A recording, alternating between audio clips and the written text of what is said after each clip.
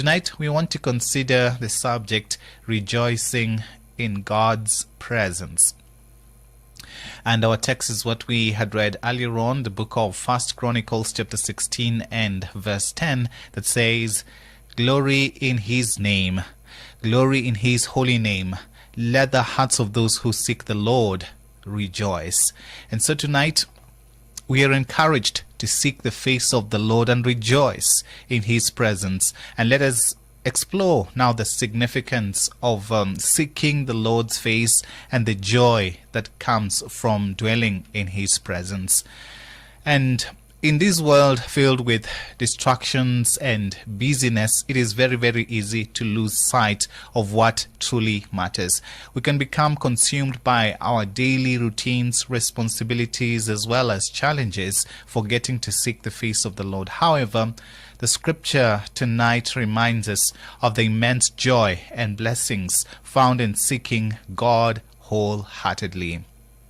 And so two things to think about. One, glory in his name, in his holy name. And the psalmist urges us to recognize and exalt the name of the Lord, the holy name of the Lord. Our God is worthy of all glory, honor, and praise. By acknowledging his holiness, we shift our focus from ourselves and our circumstances to the eternal and unchanging nature of God. And when we lift his name on high, we open ourselves to experiencing his presence in a deeper and more intimate way. Secondly, rejoice in seeking the Lord. And when we seek the Lord wholeheartedly, our hearts are filled with joy. Seeking his face involves intentionally pursuing a relationship with him, spending time in his word and communing with him through prayer and worship. And in his presence we find comfort, we find guidance, and the assurance of his unfailing love.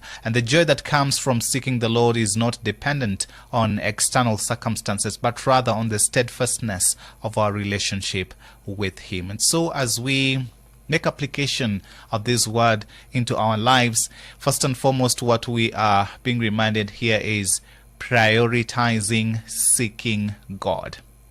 And make seeking the face of God a priority in your life. Set aside dedicated time each day to read his word, meditate on his promises, and engage in heartfelt prayer. Allow his presence to permeate every aspect of your life. Secondly, focus on his holiness. Reflect on the holiness of God. Take time to contemplate his attributes, his faithfulness, his grace, his mercy, his love for us. Let the greatness of his name be a constant reminder of his power and goodness in our lives. Shift your attention from temporary concerns to the eternal nature of our God. Thirdly, rejoice in his presence. Approach God with a heart full of gratitude and joy, because in his presence, that's where we find joy. Let your heart overflow with praise and thanksgiving to our God. Recognize that true joy is found in the presence of the Lord, and it is available to you as you seek him with all your heart. Fourthly, cultivate a lifestyle of worship.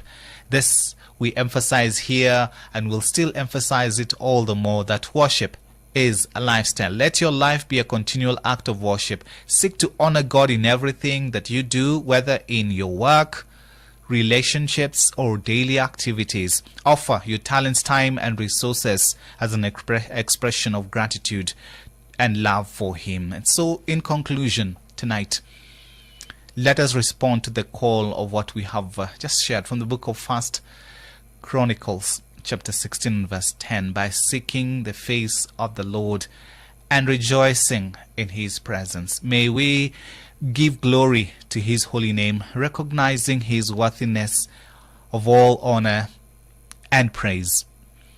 As we seek him wholeheartedly, may our hearts be filled with overwhelming joy, knowing that in his presence we find true fulfillment. May our lives be a living testimony of the joy and blessings that come from seeking God's face.